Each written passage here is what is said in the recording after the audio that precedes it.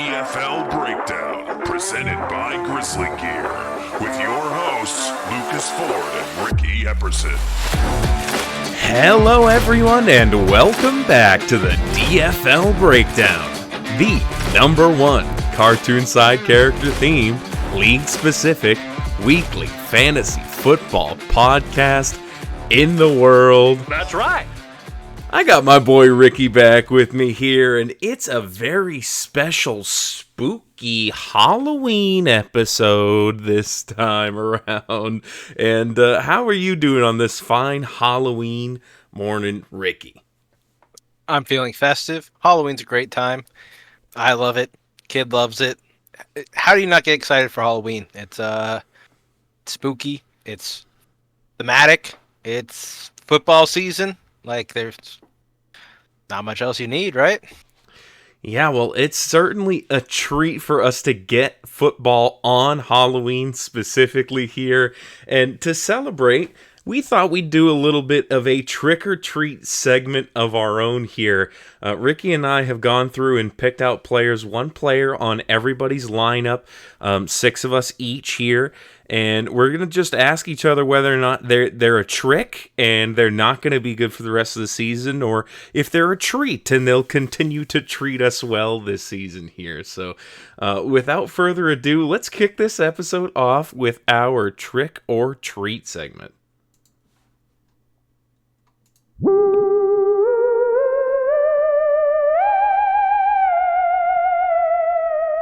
Trick or treat.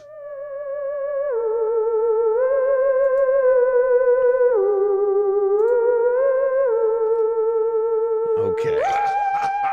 I think it's only fair that we start with players on our own teams here, and we can talk about not our own players, but we'll ask each other a player that that we have that, you know, maybe we'd like to have our fears, you know, put to the side by somebody else, or maybe confirmed here. So I'll go ahead and start with the player I've picked on my team. We talk a lot in the chat about all of our guys, and we have plenty of opinions that have been pretty made public. But one guy that I've been pretty just stalwart on, that's been good so far, but you know, has the propensity to possibly turn, is Trey McBride. He's been great even this past week. Hurdled a man, just went absolutely nuts. A bunch of receptions, no touchdown on tight end week here, National Tight End Day. But what do you think, Ricky? Is he a trick? Is he going to continue to do what he's been doing so far? Well, I don't think that he's done anything that's just been, you know, extraordinary. He did hurdle a man for like an extra 3 or 4 yards, but I don't feel like he's been performing ahead of like his expectation at a level that he couldn't realistically reproduce. I think he could actually start to do a little bit better, more consistently. And so for that, I think he's a treat for the rest of the season. I really don't see a reason why his production needs to slow down. I mean, falling on a football in the end zone for a touchdown doesn't seem repeatable, but he could definitely just catch one instead. Oh, come on. I can't expect him to just fall on a football in the end zone for 6 every week. That's ridiculous. No. But I do think Kyler Murray will throw him one, you know, at least every other week. All right. Well, I'm happy to hear that my guy is going to be a treat moving forward, according to you. Who do you got for me? All right. Well, this is someone that's, you know, I've recently acquired, but he's sitting on my bench, and I'm thinking, trick or treat over here. It's Chris Olave.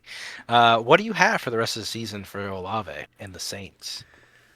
Oh boy. Well, this is a great week to pick Chris Olave to talk about, because the Saints are coming into Carolina to play a defense that's been incredibly soft. Everyone has their way with them, and Derek Carr is on the cusp of coming back. I'm not sure if he is going to play or not this week, but you know, he's coming back here soon. So even if it's not right now, you know, moving forward into the rest of the season, we saw at the beginning of the season that they had some pretty explosive games.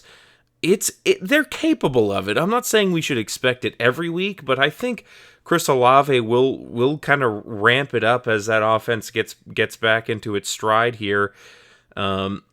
This losing streak that they're on has gone quite far. So I think he'll return closer to the mean. I'll give him a treat. I'll give him a treat. That's good to hear. That's good to hear.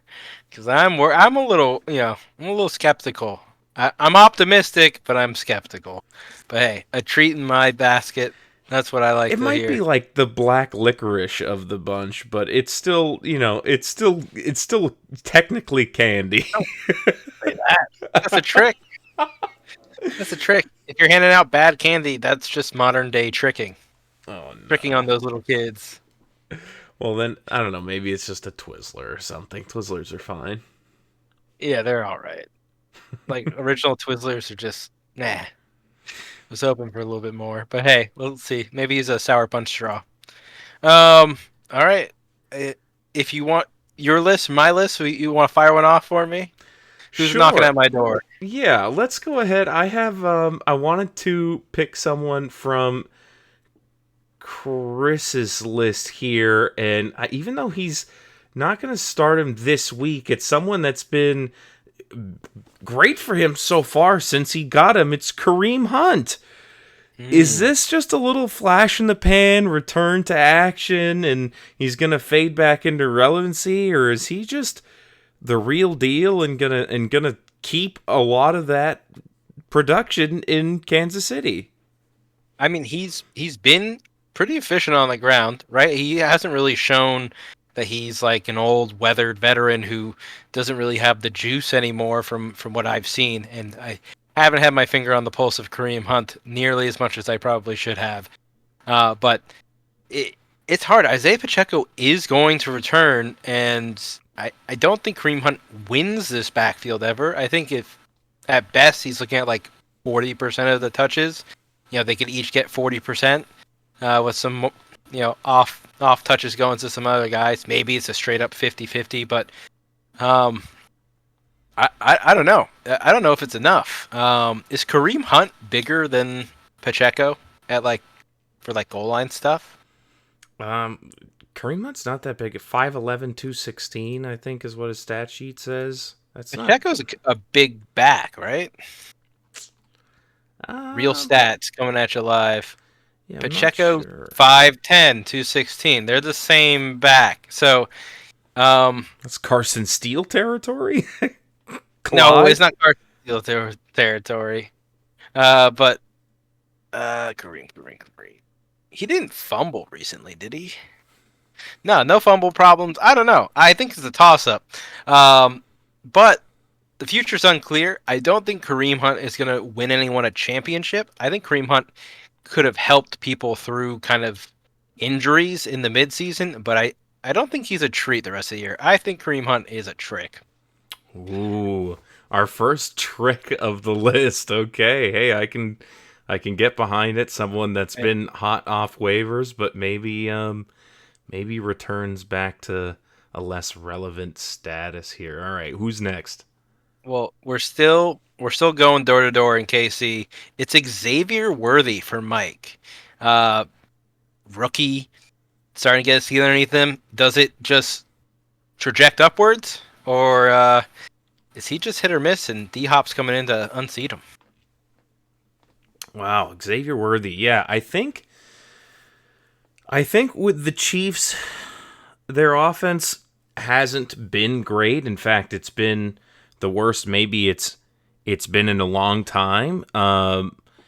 And them getting D-Hop in, on paper, that could be pretty scary. But I think it's going to help Xavier Worthy here. And I don't think he was, as a rookie, ever really going to be able to come in and be the alpha in this offense.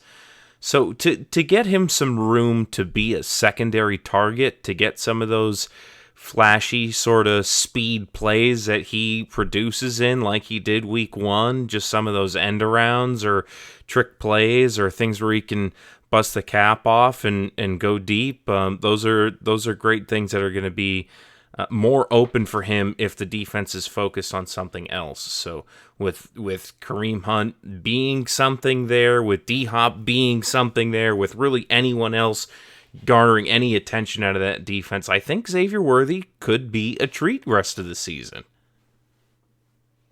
It's good to hear from Mike. He needs some treats in his bucket. Yeah, to turn this this now 3-13 team around, he's definitely gonna need something there. But let's talk about someone on Lehman's team here. I wanted to ask you about a guy who's been kind of turning it on. We're going from one rookie wide receiver to another here. It's Ladd McConkey for the Toaster Baths. He just last week went 29.1 points. He's had a couple big weeks so far this year, but he really was starting to show himself as someone that can be relied upon. What do you think? Is he going to just be the alpha moving forward in LA? I think that all of Ladd McConkey's arrows are currently pointing up. After the bye week, the Chargers completely changed their offense. They went from being super run heavy, being the 30th in pass percentage plays, to 9th after the bye. They lost Gus Edwards. J.K. Dobbins isn't ripping off big runs. It's almost like you can't just solely run in the NFL and expect it to work. You do need the pass. You do need to lean on Justin Herbert, your all-pro quarterback. And yeah, Ladd McConkey and him have started to kind of gel. The target share can only really go to Ladd right now. I think there's some injuries that they're dealing with as well. Quentin Johnston's down for a bit, so it's, and Quentin Johnston isn't like a huge threat, but he does eat a target or two here and there for Ladd McConkey. So, I think Ladd is in a position where he can really shine, where he can really, show out. The coach likes him, seems to be connected with Herbert. He's got to be a treat. I really can't see him being a trick down the line. A treat for Ladd McConkey. We are favoring these guys positively so far here, but we may get to step in a different direction moving forward. But yeah, Ladd McConkey being a treat. Hey, I'm excited for it too. I think that connection with Justin Herbert is starting to be real, and the more they work on it, rookies tend to heat up, and we'll see if he keeps doing that. I feel like you've given me a couple softballs here. No softballs for you, though, because for Nate's team, we're looking at Jordan Addison, the trickiest player I could find on his team. Everyone else was pretty black and white, so I wanted to know what you thought about Jordan Addison, who has been pretty tricky so far, but, stays healthy rest of the season. What does that look like for number 3 in Minnesota? I think the tricky thing about Jordan Addison is just what you hear and what happens in the news and what happens off the field and what happens in the locker room, etc., etc., etc. But every time you're looking at Jordan Addison play football, it's good things. He's open deep. He's making good catches. He's showing athleticism. He's scoring points. I think that I'm just going to come out and say it straight up. That dude's a treat. I think every time he's playing and he's fully healthy, he's out there and doing it. Those have been the games that he doesn't produce for you. He gets hurt in the middle of it. It's never like he's not part of the game plan. It's never like he's making mental or physical errors. The dude's a baller. I think he's just good at football, and I think he's going to continue to be good moving forward. Yeah, no, I completely understand what you're saying with, like, they're like, oh, and Sam Darnold throws it down the field, and it's Jordan Addison, and, like, it pans to him, and there's just, like, no defenders around him. He's just it's open. Like, how did he do that? And then he's like, yeah, I've got great speed. See you later, guys. Like, I'm small, and I'm out of here. No, I mean, I tend to agree on the treat thing, but, he has been hard to trust, kind of, in this first half of the year. Hasn't shown a lot of upside, but I agree with you. It's there.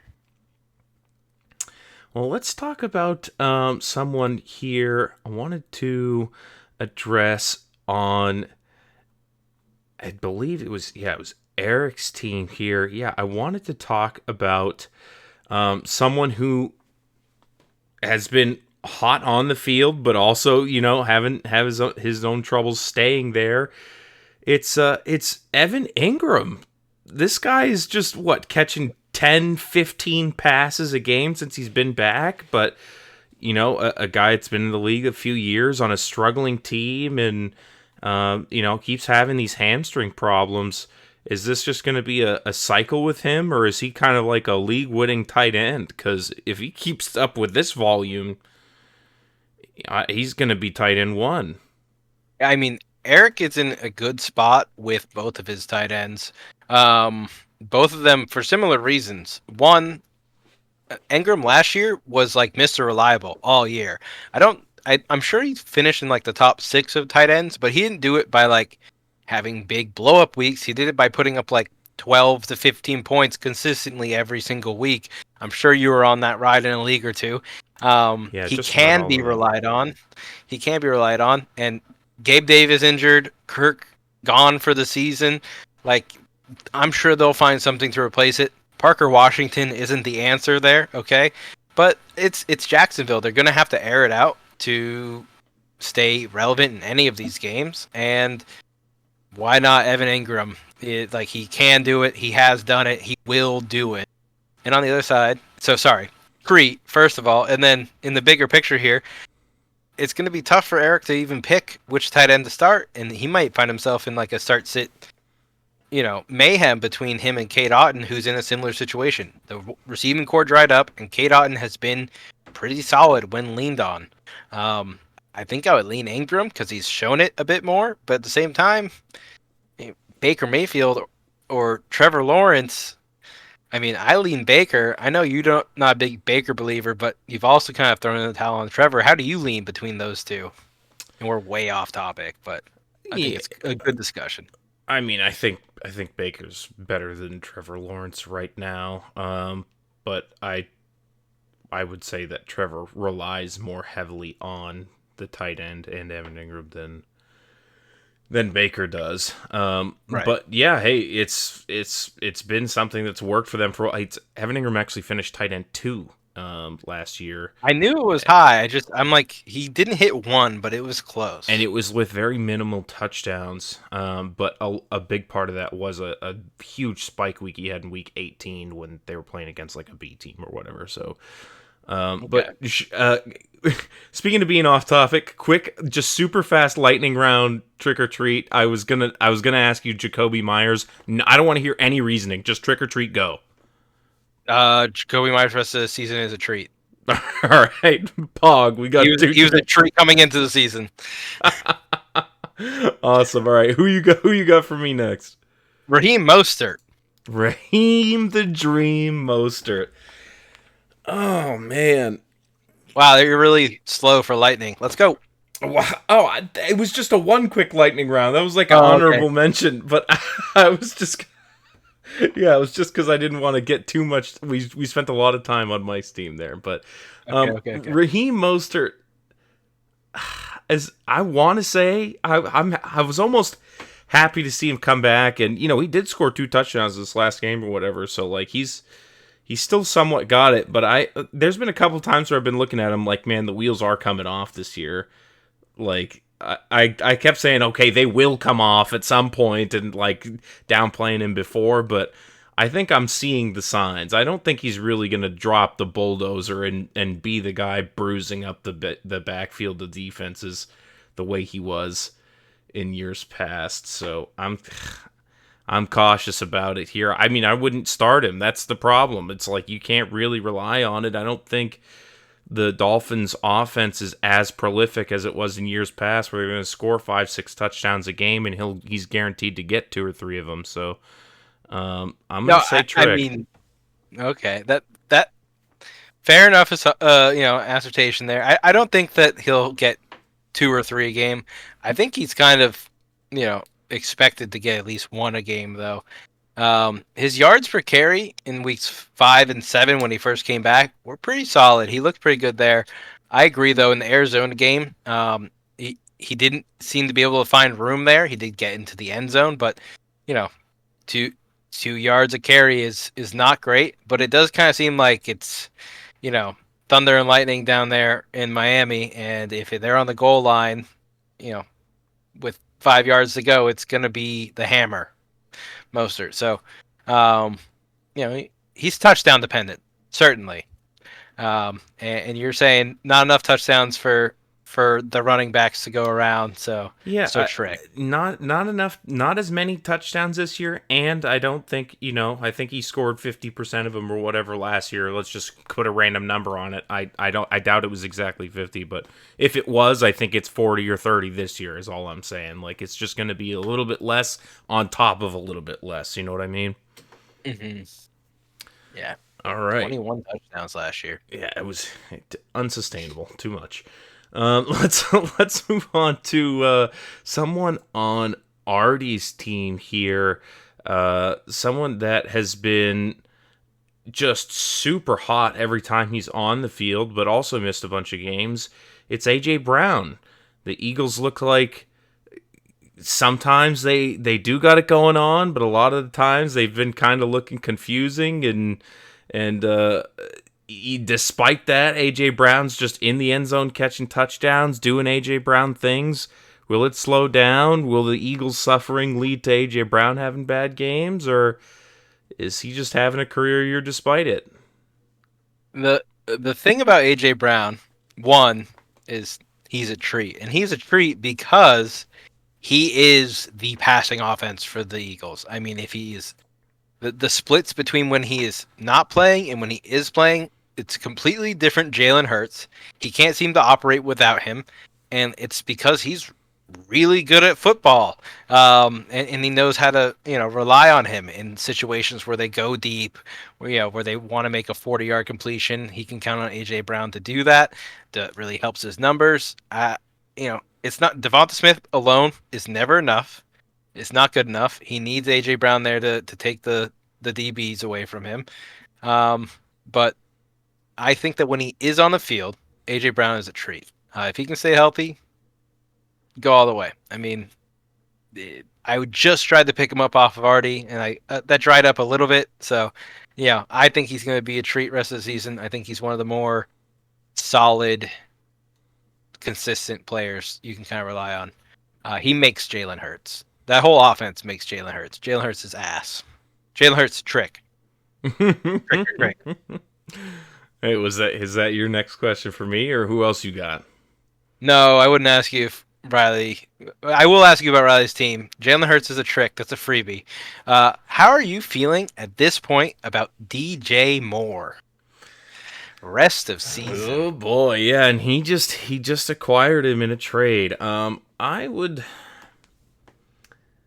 DJ Moore has already been pretty hot and cold, right? Like it's been an up and down trip with Caleb Williams.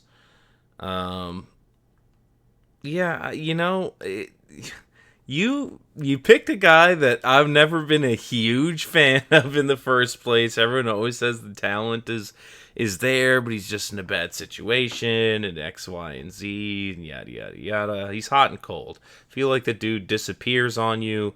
And yeah, he might disappear in the back half of the season as well. He's had some blow-up games, but I think he's a trick. I think you start him because of the name, and you realize that the guy you have on your bench was a better play. Yeah, and then he goes on your bench and puts up the 49 point Yeah, game. and you want to die, right? And you can't time it because he always plays counter to the expectation. Well, that's the trick to the trick, though. You just always play him, and then he has to hit. Or he just continues to miss until you bench him. It's like betting on green on roulette. Yeah. It's like one of these times, I'm going to the moon, baby. Okay, all right. I had a feeling that my bear wasn't going to survive the trick or treating. Yeah, it's been tough sledding for them. In this last game, Washington's defense is all right, but beatable, and they looked out of sorts. So that's pretty sad. Let's talk about someone on Alex's team who has been surprising this season and has turned into a top running back in the league to have in fantasy, and that's J.K. Dobbins. What do you think's going to happen with him rest of the season? He's been surprising so far, but will he stay at this rate? Well, let's rewind back to my Lad McConkey treat call out. The run game for the Chargers has kind of taken a backseat here. The 1-2 combo of Gus Edwards and J.K. Dobbins isn't there anymore. I think it did help J.K. to have another back who was a little different, kind of made the defense have to think a little differently from time to time. But, I mean, is he going to rip off a big run? Sure, eventually he will. But I don't think it's going to be consistent enough. I think he's the DJ Moore of running, and for that, he's a trick. Wow, the trick for J.K. Dobbins. Hey, you know what? I'm kind of a believer, but Ricky's saying trick, so you heard it here first. It's gonna go poorly for J.K. Dobbins. Hey, not every week though. He's gonna have a similar output to DJ Moore. I think those two picks are kind of, right in lockstep with each other, with us having some bias towards the people that we selected, hoping that we'd say treat, and that's not the case. It's a trick. He's a trick. He's a trick. All right, we're closing it out here, I think, unless you have another name that I don't have any more. Very good. We're closing out here with Artie's team, Javonte Williams. Javonte Williams, yeah. Man, I don't have any faith in the Denver offense. I don't have any faith in Javonte Williams.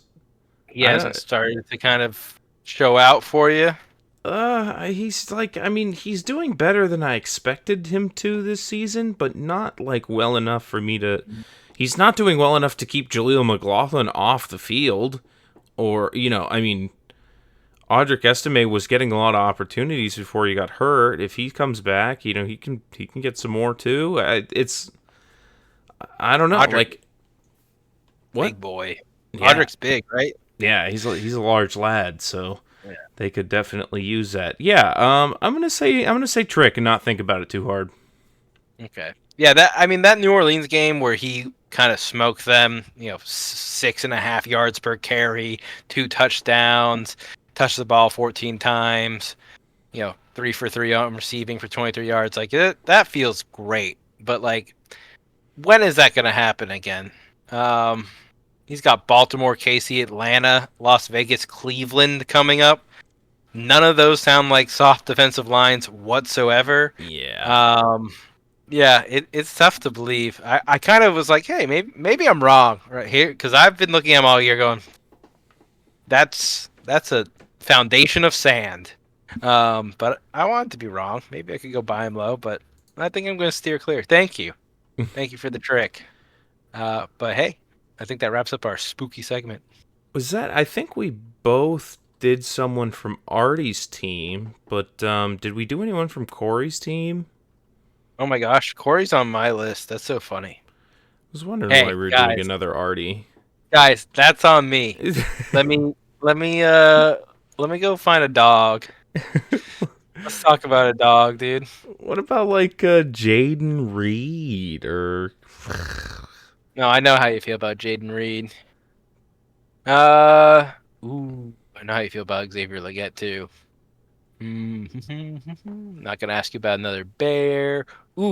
Samuel Laporta. Trick or treat? I think the Lions have their eyes set on the Super Bowl and nothing else will satisfy them. I think there's going to be a lot more scoring in the Lions' future. I think they're probably going to get there with the way they've been playing, and I think Sam Laporta is going to be a part of that. He's proven himself to be valuable there. I think he's just going to get more balls moving forward. He's not done anything wrong. His usage wasn't there in some weeks early in the season, but he's still part of that offense. I think it's going to get better for him from here. I think he's a treat. Yeah, I don't think any of the Lions have done anything wrong. There was one JMO week where he caught a ball for negative points or something like that, but and his off-field stuff or whatever. But on the field, I feel like none of them have underperformed. It's just been a too many mouths situation sometimes, or hey, we're winning so hard, let's go make sure that our O linemen, they're on here somewhere. Jack Campbell gets a TD this year. Let's just get it to him. It almost feels like they have so much gas in the tank that they play these softer opponents. They get up and they're just like, let's just have David Montgomery throw a pass to Amon in the end zone. Why not? Why not? Touchdown pass for Demont. It's a weird situation. I'm really looking forward to when they get challenged to see okay, when the cards are on the table, you gotta put up or shut up. Who are you going to? Is it the Sam Laportas? Is it the St. Browns? Gibbs, Demont. That seems to be the core, right? Those four. I mean, JMO's kind of a hot shot, but I don't know. Do you go to him when it's do or die? I'm interested. I wish I had my Lions for their playoff games, because that's when I really want them on my team. But all right, Sam Laporta is a treat. He's hasn't done anything wrong, like you said. Sam Laporta, treat indeed. All right, well, let's move out of talking about the trick or treats for the year, and let's talk about the biggest treat from this past week 8 of the 2024 season here in our Game Breaker segment. While we move on into that here, let's get into that, and then we can talk about how much he broke the game right after it here. Let's do it. I'm coming! Here I come! Game Breaker.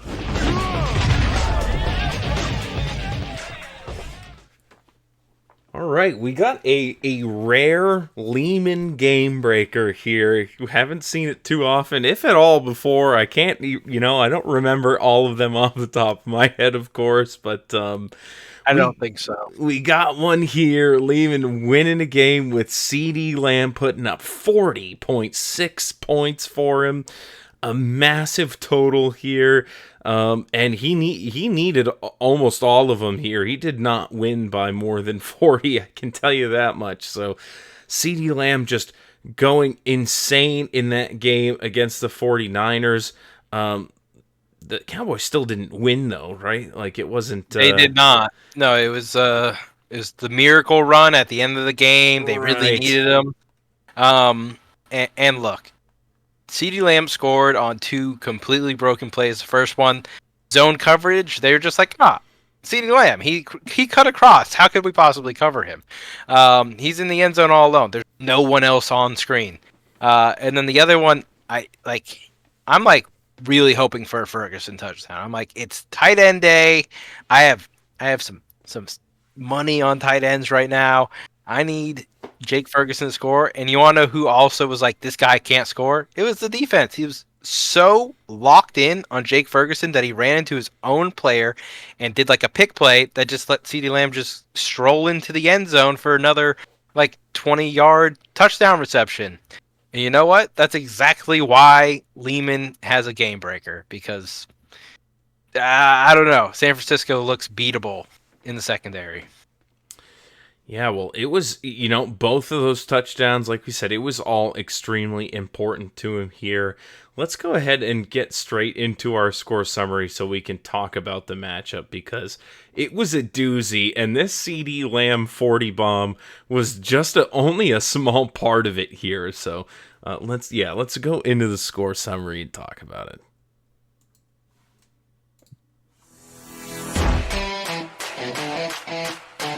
Score summary.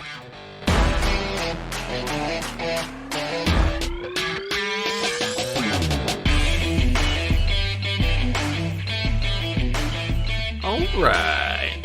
We got the Toaster Bats versus the Stroud Boys. It was a 134.64 finish versus 121 for the Stroud Boys. The Toaster Bats coming home with a 2-0 victory here, and the poop point was what did it for him. He actually was the 7th place scorer without it, but did submit his picture. Let's take a quick look at it here. Watching the game Monday night with the poop hat on, saying this game sucks. Yeah, it wasn't a fun game to watch, but there he is watching it with the poop hat. Thanks for that, Levin, and congrats on getting a median win with that picture there, because you moved into 6th place with that singular point. And like I said, the game breaker helped carry a huge part of the way there. But you also, not only did you get your poop point, you got your median win, but Waiver Warrior. you were the waiver warrior this week with a DeAndre Hopkins pickup. It was only 4.9 points, but it was enough to get you there here. Your other guys would have even been better options, anyone but Rashad Bateman, but you went out and you got a guy off the waiver and you won with him, damn it. So you are a waiver warrior and you're a winner. God, it was a David Montgomery effort. Like you said, he gets to just throw and catch and do whatever he wants. He gets a 3-yard touchdown throw. He gets a touchdown reception or touchdown run, rather. But yeah, the CeeDee Lamb, huge game. And then obviously a big kicker week for him, too. Only -1 points out of the Bears, but it all ended up evening out for him in the end. Hey, poop point saves the Bears there. I mean, that poop point saves him from a wet noodle fight of the week, right? It's no drop because it didn't happen, because the poop point saves him here. And, for any of you listening who don't understand, there's a poop hat. And if you come in last place, you own the poop hat. You got to send a picture of yourself wearing the poop hat watching a football game, and you get a point. And if you don't, you start losing points. Not good. So Lehman didn't even have anyone playing in that Monday game. I mean, I'm sure he was going to watch it one way or another. I'm sure he has other teams, players, betting, whatever. But, he had to turn it on and take a picture with the poop hat just to make sure he secured the win over the median. And I think that is pretty funny. It was funny. Yeah, I'm watching. I was happy to finally see him get the full poop hat experience, the picture with the game in the background, the first true poop hat picture we've gotten this year. We got one last week, but it didn't have the game in it, so that's the important part there. Eric, I'm sure, was watching that game on Monday night and hoping for more because he did have the Steelers defense. You can't really hope for more than what they gave you, to be honest, but I'm sure he was anyway, because he was just shy of getting there at the end of the night. Got a great performance out of James Cook. We did talk about Evan Ingram being pretty great so far. And Jacoby Myers too, another part of that lightning round discussion there. But it hasn't been quite so kind to Eric so far. He goes with the 0-2 on this one and moves down in the rankings. 9-7 for Lehman after that one, and 8-8 for Eric. Let's peel out of that game here and let's just go into this one right underneath it. It's Mike versus Dylan. The up downs, not feeling so up after this one. The perverts having a great win, getting a bunch of points out of Sam Darnold. They did unfortunately get robbed of their median win because of the poop point there. So a 1-1 week, and quite unfortunate, but can't be mad at anyone but Greg Zerline getting the -2 points. You had him in last week and he wasn't great either, and you have him in this week and he's really just punishing you for it. 0 into -2. The writing's been on the wall for weeks. It's costing you, man. You got to get that guy out of there. He's on IR now. He is forcing the issue. He has been begging you for weeks, get me off of your team, please. And right now he's like, I'm literally injured. Don't put him in the IR slot. All right, you got to get him out. He needs to go. It's a culture thing. He's got to go. He needs to be fired. Yeah, I mean, this got poop hatted into the wet noodle fight. Is it the wet noodle fight of the week though? I don't know about that. There's a stinker in here, I think. I'm going to do a quick scan, but I think it is both players underneath the median. It's going to Wet be... Noodle Fight of the Week. It has to be. It's an unfortunate fact, and really nothing wrong out of the Herbert the Perverts besides the kicker in a low-scoring defensive week. 134 points is not something to be sad about. So, Justin Herbert just clean up, done it, though. clean up these little mistakes here, and yeah, Herbert, of course, the 1 week that you bench him after starting him for so long, and getting disappointing weeks, you bench him and he puts up 28. Sad stuff there. But you went home with at least a win. You've improved your record from the 2 wins to the 3 here. Keep going, Mike. You got more in you. Your team is capable of a lot here, so this should at least be something that you can build off of. I'd love to see Mike go out, acquire Lad McConkey, reinstate Justin Herbert into his lineup, and start stacking that way. Because I agree with the Sam Darnold, Justin Jefferson stack. It almost won him a 2-0 week this week. They look great together. You definitely need to clean up the defense stuff down there, like you said. But I don't know. Like I said, Lad McConkey's a treat. I think him and Herbert are going to continue to kind of just green arrow up. And Justin Jefferson's fine without a stack. You don't need Darnold. But hey, I'm sure next week it'll just be Darnold and JJ dropping 1,000 points together, and I'll be wrong. Dropping bombs. Yeah, we'll see if they keep going with that there, or if he does switch back up to his his namesake. But Dylan, on the other hand, had some down performances from the up downs. It wasn't Stafford, it wasn't Rachaad White that disappointed him, but Tyler Algier was forced to make a start here and did absolutely nothing for him. 3.3 points.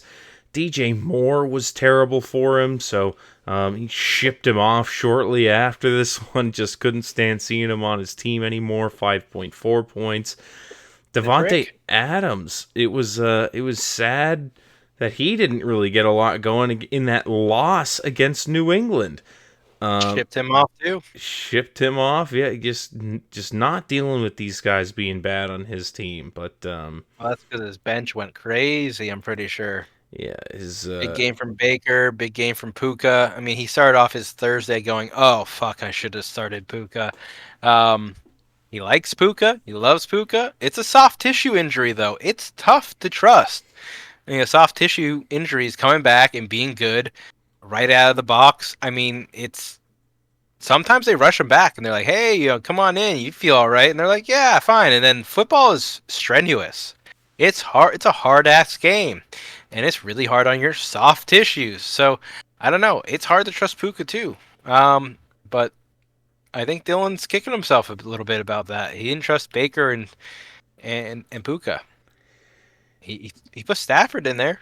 Yeah, Stafford did better than Baker, and Baker, Puka wouldn't really have gotten him there. But it's still, yeah. I'm sure you wanted to start Puka, but yeah, even with his best lineup, he wasn't going to get the median this week, unfortunately. I thought his bench more than that. Nah, but yeah, it was tough. He's made some moves to kind of rectify this, and we'll take a look at a little bit of that coming up here, but. For now, a tough loss for Dylan, going 0-2 in the week, moving to 7-9. And like we said, Mike getting the 1-1, moving to 3-13 here. Downs are down. Let's talk about your matchup versus the Dogs. You barely hung on to that median win with 136 versus the Dogs 112, who go home 0-2 on this one. He chose to start Patrick Mahomes over Kirk Thuggins here. A choice that was publicly called out as questionable in the league chat throughout the week. He even defended himself, saying, or I think in the group text rather, because he doesn't use the league chat at all. But he defended himself, saying he just couldn't, in his right mind, start Kirk Cousins over Patrick Mahomes, Super Bowl champion, MVP, yada yada yada, this and that. But I told him it was me that said, "Hey, listen, Corey, going forward." Kirk over Patrick Mahomes. And I said Patrick Mahomes hasn't had a 20-point performance since week 12 of last year. And then, of course, he goes up and puts one up. Shut up, Ricky. What do you know? There's 20 points for you. But, man, Kirk Cousins is balling out. It's sad to see him just kind of wither away here on the bench when he's doing the things that Corey likes. It wouldn't have been enough, and Riley got more after him in the group chat saying that it's a shame on Corey for not doing his lineup to the point where he can beat me. I don't know. I think that he did fine. I think his max lineup beats me, but he had a couple of poor performances in there. He's not starting to get over Reed and Pickens and Cooper Kupp.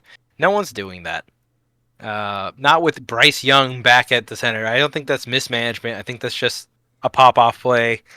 DeAndre Swift, I think, could have made a case to go in over Najee or Nick Chubb, but I don't know. Nick Chubb's back. He's exciting.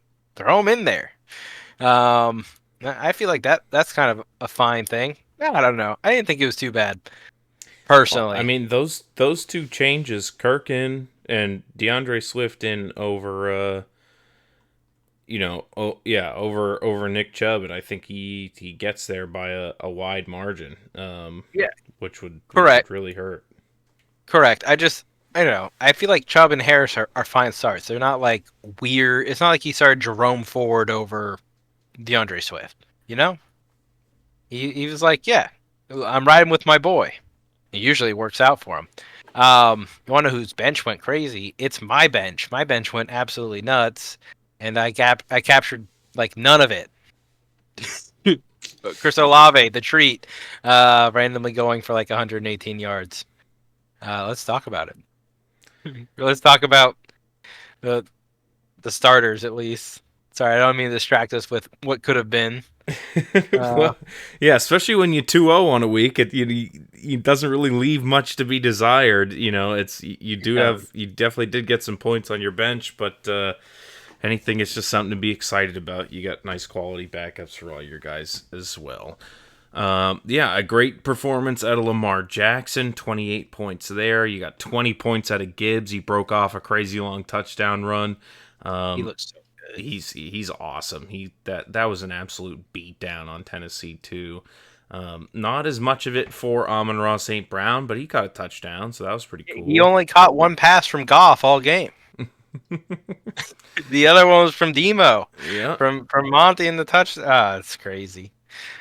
Yeah, but they didn't need him. He did catch it. And he got that touchdown, so at least it wasn't a complete wash of a week for you there. Yeah, you needed every single one of those points, basically. You got 10 points out of the San Francisco defense and 11 out of Spillane, who's been nothing but consistent for you. You preach consistency with Spillane every time his name comes out of your mouth, and there it is. Just another 10, 11 points for him there. 12 tackles. Yeah, he just keeps doing it. So the man tackles people. The tackles are worth points. It's good. It's good, and it keeps happening. Yeah, and even 11 points out of Aaron Jones. Not everything you expected there, but enough to get it done. It felt like a floor week. As much as I got the 2-0, just you look at 10 from Bowers, 11 from Aaron. 5 points from the kicker. It's just like, this is like the minimum. 8 points from St. Brown feels like the minimum. Lamar Jackson kind of balled. Shocker. Yeah, he keeps doing it, man. Running for 46 yards too. That's pretty great from him. Even better if the sun didn't exist. Rashad Bateman did not win the 1v1 against the celestial body. The sun wins those. It always will until the end of humanity. But nice 2-0 win for you there. You move to 14-2 in sole possession of first place, while Corey moves down to 7-9, still tied with the former Tards with the up downs here.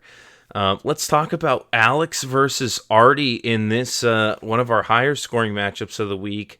Artie did get a median win, but going home with a loss to the 69ers. Alex scored 175.86 points, one of his best weeks of the year, if not his best.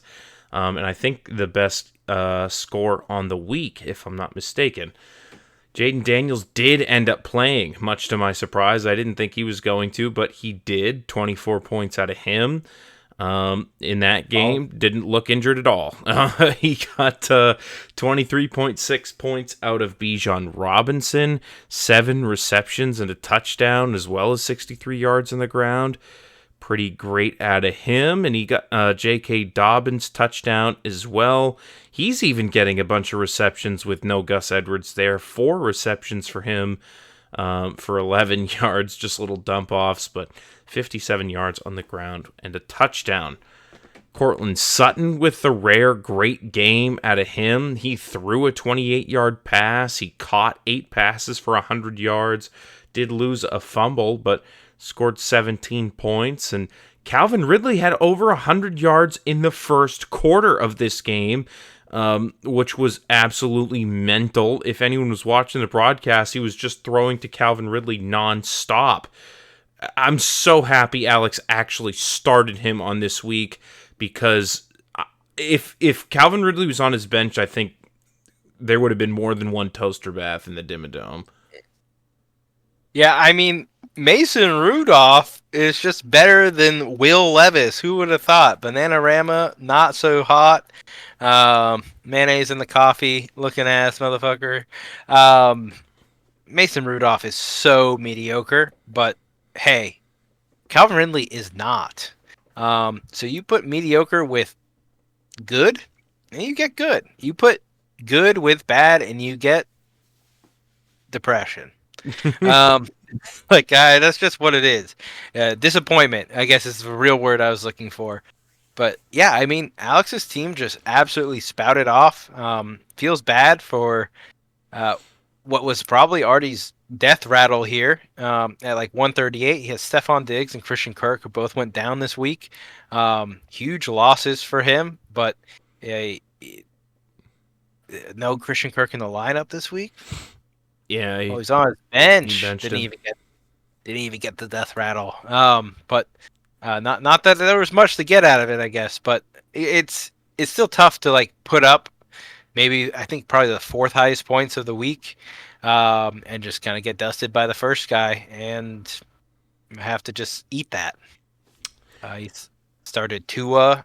Tua had a okay return, not great. Better than touchdown Geno. Or two. Better than Geno. But yeah, I mean, Alex is hoping to kind of keep that momentum going forward.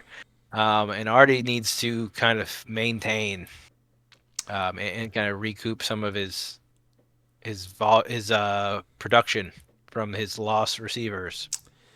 Yeah, he's going to have to do something here. Like you said, that Stephon Diggs injury, no contact, and a season-ending ACL injury. That's sad to see if you are a Stephon Diggs owner here. So Artie's going to have to make some changes.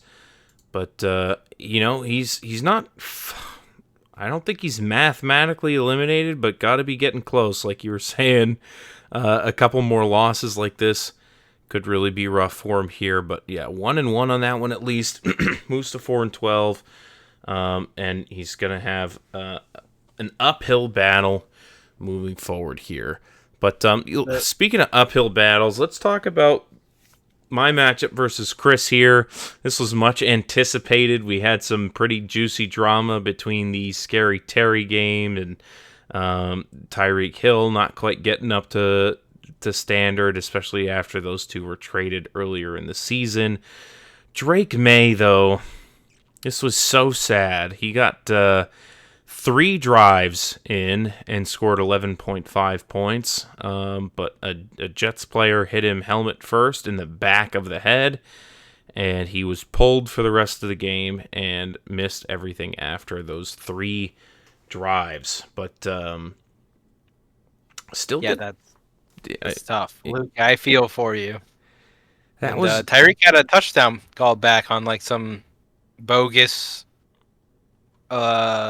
Yeah, some formation illegal thing. formation shit. Yeah, and I mean, Justin Tucker missed a 50-yard field goal, so I got -1 there instead of a +10, 17.9 instead of 6.9. Could have got me a lot closer too. So yeah, some things that happened this week that I'm not super happy about. The Raiders randomly scoring in garbage time because they're playing extremely soft prevent defense for no reason. It's whatever. That's all good stuff. Brian Thomas leaving the game in the third quarter due to a chest injury. After starting Good off on pretty minimal hot. touches. Yeah, no, it's real tough because this was like a lot of almost could have beens, and your record could have really used just one more win. It puts you in a lot better spot in the standings, gets you ahead of Alex, who has a ton of points for. I mean, we just looked at his star-studded lineup, right? But he's right there at 6-10 with you. So it's tough to have that competition down in the in the middle lands like that. Yeah, this is a pretty bad, what could have been here. I think I cracked the code on the defense kicker IDP formula for like figuring out good weeks, and Oh, it comes in like it's like sets of 15. So there's three people here, and you want like 45 points out of all of them together, and you've had like a really good like defensive kicker core here. So here you string together like just shy of 30, right? And it feels pretty good, but it's not excellent. If you get 15, 15, 15, or 45, like that's what Riley's been doing. It's like if he can get 45 points out of his defense, IDP, and kicker, then he just wins a week. So, strive for that, everybody. I've cracked the code. You have it now. Congratulations. Buy Ricky, my book online. Ricky has cracked the code, guys. If your players score more points, Yeah, yeah, yeah. you have a better chance of winning. But you need 15 from each of them, okay? That's Sage what you need. advice. You don't need 20. You need 15 from each of them. Just figure it out, people. It's just math. Um, Well, he got Chris his team on the other side. he got his roughly 15s out of Terry McLaurin and Kareem Hunt as well. He got more than that out of his running backs. Josh Jacobs and Joe Mixon went nuts this week.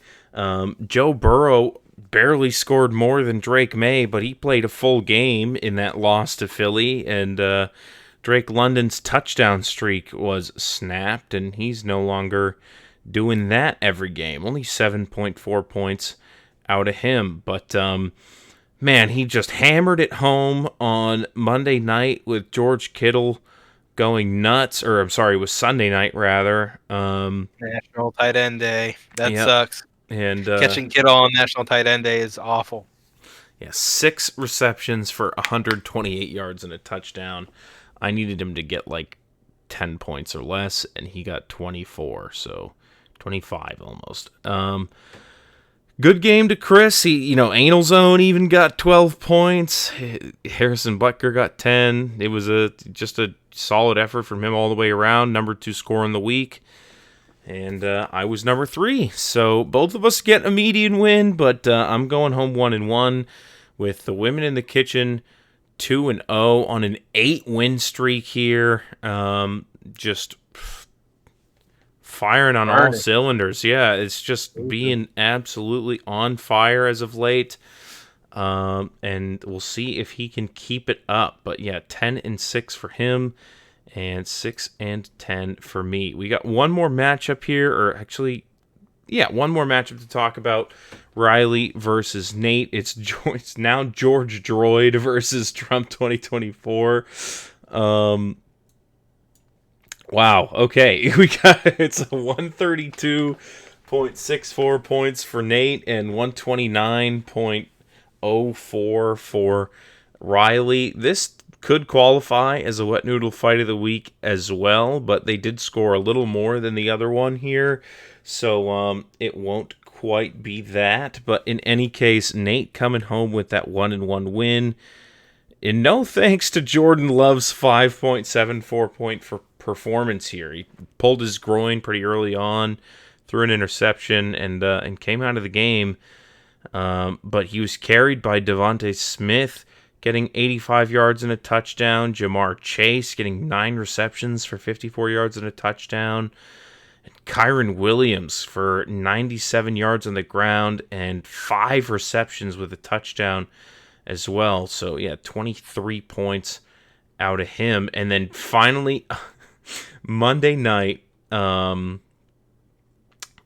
by a lot, Chris Boswell and TJ Watt score a total of 38 points for him and win. Not only he almost got him to the median there, it was so close, but got him the win so late in the night. And yeah, I mean, it looked like Riley had it locked up for so long there, but TJ Watt was just electric in that Monday night game, and Chris Boswell kicked a shitload of field goals. So congrats to Nate for pulling a win out of nowhere.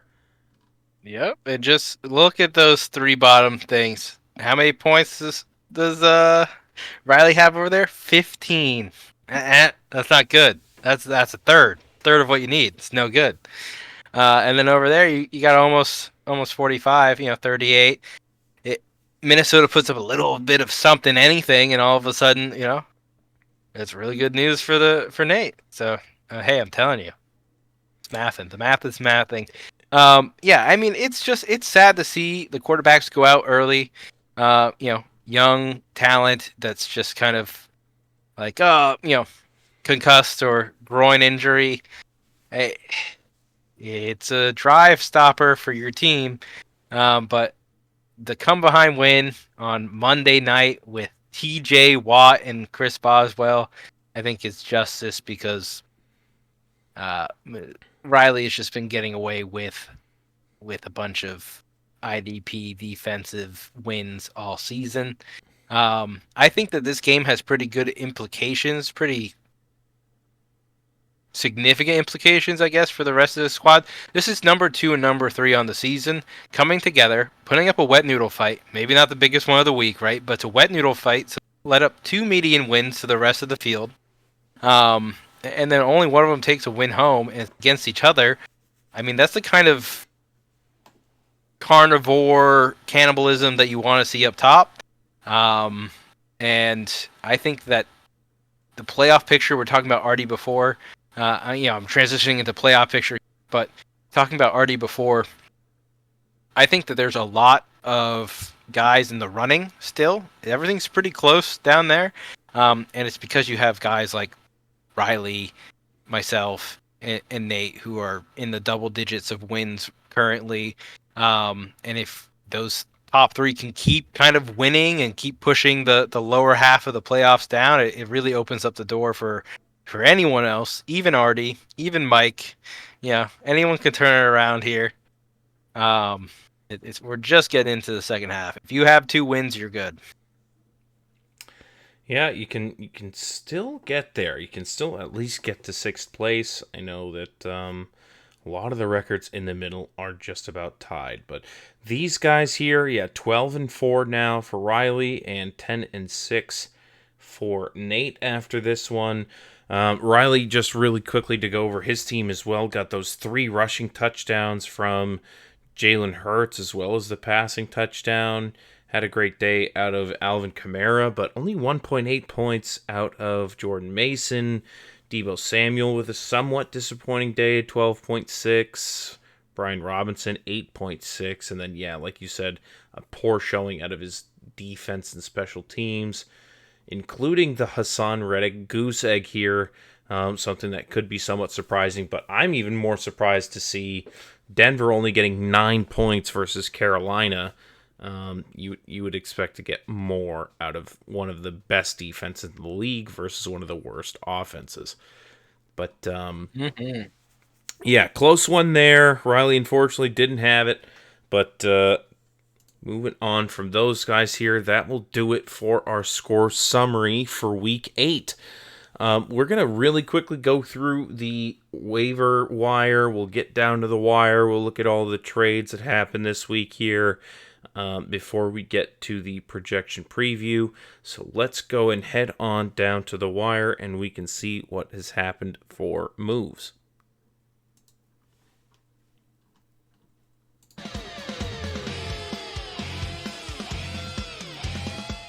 Down to the wire.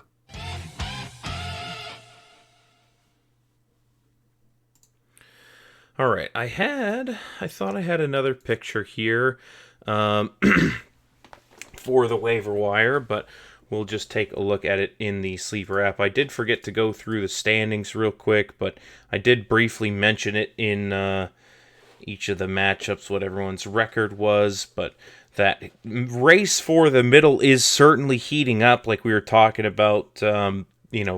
Sixth place is at 8-8, right in the middle, dead even. So 6-10, which is what 10th place is, and me and Alex tied at 10th and 9th place, is only one game behind, and these guys that are 10-6 are really only one game ahead. And that's good enough to be in third place. So it really is anyone's game here. 2 weeks can be the difference between third and 10th. That's a huge spread. Anything can still happen. Yeah, anybody can still be in it for this one, but Mike's still gonna have to work his way into the picture eventually here. All right, yeah, so for some waiver wire moves, let's take a look at what happened in the league so far. We did have a couple trades like we were talking about here. You picked up Davante Adams in exchange for Raheem Mostert and Ricky Pearsall to Dylan. Like we were talking about, he had that disappointing week, and Dylan really wanted to get his hands on a different running back. So, yeah, Raheem Mostert here is now going to be his running back too, and Ricky Pearsall could end up being something with Brandon Ayuk no longer being in the picture in San Francisco. How do you feel about how this trade shook out for you? I mean, Dylan was kind of upset that he was playing the start-sit game and it wasn't going well for him. He started Davante Adams. He wished he would have started Puka. You said that it wouldn't really have mattered, but I think it really got to Dylan. Dylan's the kind of guy that doesn't like to be burned by his players, and I'm the kind of guy that likes to take players at a dip. Anyway, so yeah, Davante Adams comes over. I already have Garrett Wilson on my team, so I have a couple of Jets, and I'm not really sure how to use them. It really feels like Garrett Wilson is kind of the guy still, but if that goes away and Davante Adams and Aaron Rodgers end up kind of like taking back what they once had, then I have, it feels like a handcuff. Got that too. Yeah. To a point. Yeah. If one of them gets injured, I have the other one. It feels a little handcuffy, but it's a handcuff I'm okay having. Well, yeah, it's something, Davante Adams is definitely a big name guy, someone that was drafted very high this year, has had his own ups and downs, so maybe he belonged with the up downs, but in any case, not any longer. He will be part of the collection in your perfect sell lineup for now. And we'll see what ends up happening there. We also had Dylan make another move. He wanted to get his hands on Jordan Mason, was not concerned about the 1.8 point week, and was willing to pay up for him. Put DJ Moore and Tyrone Tracy into George Droid's hands. And that was... some would consider it an overpay, but it was a pay nonetheless that he was willing to pay the price for. Yeah, so listen, I don't like being super critical of trades in general, because I'm like, okay, listen, just because this guy has a little less upside than one person and the other guy has more upside, or you feel like sometimes it just wash out. You shouldn't veto trades because you never know the way it's going to shake out. But this just feels like Dylan's like, okay, Christian McCaffrey's not coming back, and Jordan Mason's going to be the dude the rest of the season. And I'm willing to give up a breakout running back, rookie running back who's winning the job over like a veteran journeyman running back. And also DJ Moore, who's that hit or miss hot shot, could could lend you 50 points any week because he's kind of good when he does end up getting the ball. I don't know. It just overpay. Yes, Jordan Mason going at like the top of his value. It's like a week. This trade would have been good in week 2. That's how I view it. This trade in week 2 would have been like, okay, you get a really good running back. The other person gets a running back prospect. In exchange, you trade like the upside of DJ Moore. No one really knows what's going on there yet. So yeah, 7 weeks ago, I'm like, yeah, that trade's great. It hurts me. It hurts me. We didn't talk about what Dylan got in his trade with me. He got Mostert because he tried to patch his running back group with Jordan Mason and then woke up the next morning hungover and went, oh, that was a terrible idea. I shouldn't have done that. I didn't even know he was injured. Yeah, brother, that's where the 1.8 points came from. But he did end up patching his running back room with Raheem Mostert. And like we said, he feels a little touchdown dependent. Maybe he can stay efficient on the ground, but Dylan's rocking Mostert and Mason the rest of the year, and if Mostert is a trick, then Jordan Mason is a flaming bag of shit on your front porch. Oh man, it's getting TP'd. Okay, well, we know how Ricky feels about that trade. I also don't think Jordan Mason was worth paying a lot for, but we'll see how. I also said DJ Moore was a trick, so we'll see if Tyrone Tracy does end up being something, or if this is just all a pile of shit together here. Flaming. We had, man, I think, we were looking at, this must have been right after our show last week. Riley and Lehman traded Austin Eckler for David Njoku. Yeah, it was right. It was right before game time that night as well, but he didn't end up playing Eckler. This is a toss-up, whatever. It could go either way, and I think that's the element of a good trade, is just like, how do you even, you can't really be like, one of these guys is worth all that much more. I mean, Eckler has looked good, and running backs are scarce, but tight end's been a crapshoot, and Joku's getting more and more targets, so yeah, I like the trade. It's just a good trade that helps both people in their eyes, and that's all I'm looking for. Yeah, Eckler is a good running back on a good offense. If anything were to ever happen to Brian Robinson, Eckler immediately becomes like a very good startable running back. And the Joku's already kind of there with the injuries. 2 to make it true for Jameis Winston to come in and kind of feed him, and he did. I feel like that's kind of what people were buying the Njoku for. He drafted the Njoku, he drafted him late, he dropped him, he picked him back up off of waivers, and then he sold him. So I mean, it's been a little give and take with him all season. But hey, if you have a tight end and you have another one you can sell, sure, go for it. Sell him. I can't remember who Lehman has for his other tight end, but I'm gonna look it up. Cole Kmet. Hey, that one's pretty all right. I looked at the Bears earlier of like who scored the most points so far this season, and it's Caleb Williams, and then DJ Moore, Cole Kmet, the defense. Then there's like 5 or 6 defensive IDP players, and then Rome Odunze, and then Keenan Allen. So at least you're above the defense I'm and sure the kicker. Swift is in there somewhere. Oh, I'm sorry, I did. It goes Caleb, then Swift, then DJ Moore, then Cole Kmet. So as long as you're above the kicker, you should be good on the team. I think that's probably why Lehman's felt so bad about CeeDee Lamb for so long. It's because he's been below Aubrey for so long. But that all changes now. The Cowboys are unlocked. Yep, and he no longer needs Njoku, so made the trade there. Let's get into free agents. We just had a few moves made. A few moves made for this week here. I don't think it was anything too crazy. We got Bobby Wagner moving for Nate into his possible IDP slot. Jerry Jeudy being dropped. after we traded. I didn't even see that when that happened. I guess he's just not worth it to anybody anymore. I thought he had a pretty good game this past week. I thought he was like third option out there. Cedric Tillman, Elijah Moore. Elijah Moore had the most targets. Cedric Tillman had yards and touchdowns, and then Jerry Jeudy was kind of odd man out. I mean, there's still 8 targets there. I can think of a roster or two that could use Jerry Jeudy right now. Um, sleepers. Um, but so yeah, I mean, I didn't see that either. Maybe I did.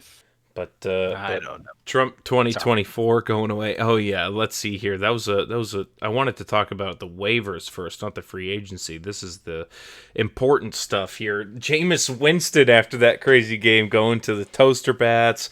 Josh Downs going to George Droid at the 11th waiver position. I was at 12th, so I didn't even submit any. I was like, I'd rather just not stay at 12. I'm gonna just try to pick people up if I want them afterwards, but. He put in that 11th waiver for Josh Downs, hoping he'd get him, and he was surprised that he did. I think a lot of people were, but he got him regardless. Garendo going to Dylan after being dropped from Riley. We had Noah Fent going to the Women in the Kitchen to fill in for Kittle on bye. I picked up Warren before the games, but after last week's episode, because he got dropped from someone else's team, I believe, and I had to pick him up off waivers. Yeah, right before I got Dak Prescott as well, and dropped Anthony Richardson there. So just a couple moves in through here, not anything super influential, and I'm not sure that any of these guys have made a start yet or in anybody's starting lineup so far. But we'll see if they end up cracking those spots here. That'll do it for our wire moves and trades. We don't have much else going on there. So let's get into next week's matchups. And our league mates have so graciously left us extra work to do in these projections here. So let's not waste any more time and get right into it with the projection preview.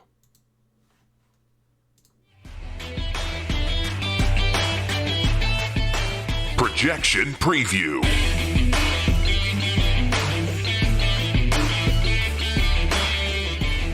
All right. We're in the projections for week 9, and let's go ahead and just start out with Lehman as we did in the score summary. He was our game breaker, and this is the work that I'm talking about here. He decided to leave his entire roster empty besides his locked-in defense, kicker, and IDP, and he wants us to tell him who he should start here. I think between Jameis Winston and Josh Allen, it's a pretty no-brainer pick to pick Josh Allen here against Miami. That's been a good matchup for them in the recent past, so definitely go Josh Allen there. David Montgomery is your highest projected running back for a reason. He's been good. You traded for him. You want him in your lineup, so you're going to start David Montgomery. Chase Brown versus the Raiders is your second highest projected running back. I have a hard time disagreeing with it here. I wouldn't want to wait till Monday and hope Bucky Irving will solve my problems. He's been good, but he's in a 3-headed committee there, so relying on him is tough. Eckler versus the Giants defense. The Giants have also been tough to play against as of late. Their defense has been really good, so I wouldn't really go there. And the Denver defense is also scary for Justice Hill, so I do think it's Chase Brown for you here. The projections aren't steering you wrong for your running backs, but I don't consider the other 3 guys for your flex because you got good options. 4 wide receivers. CeeDee Lamb, obvious no-brain start. He's your number 1 guy, and you're putting him in your lineup. Followed by Khalil Shakir. I see him being great if you're going to have Josh Allen going. This is his number 1 guy, and someone you want to be firing up. So I would do that. And then after that, you're looking at somewhere between DeAndre Hopkins, Jackson Smith and Jigba, and Lad McConkey for your flex play. I'm going to go ahead and say it now. I do think it's Lad McConkey. We talked about him being a treat. We talked about him kind of becoming that alpha. But you have to remember this is a game against the new Jameis Cleveland Browns. Jameis games only go one way, and that's balls to the wall, baby. The ball's going everywhere. Interceptions, high scoring, high flying, drama, action, touchdowns. Lad McConkey's going to be a part of it. I think it's the play for you here, so go ahead and fire him up. You only got one option for tight end, so it's going to be Cole Kmet. But that lineup is just going to be a guaranteed W for you, in my opinion. I have to kind of agree with the Lad McConkey thing. Jameis Winston is good for fantasy. He's good for entertainment. That Cleveland secondary did kind of eat at the Ravens last week. I think the Sun kind of had a lot to say about it as well. I keep bringing it up, but I watched a few wide receivers drop passes into the Sun. So maybe some shades for the LA team, and they'll be styling on the Browns there. I think I don't know. I don't know about the Chase Brown one. Hey, it's your lineup. You did Lehman. I'm gonna do Nate.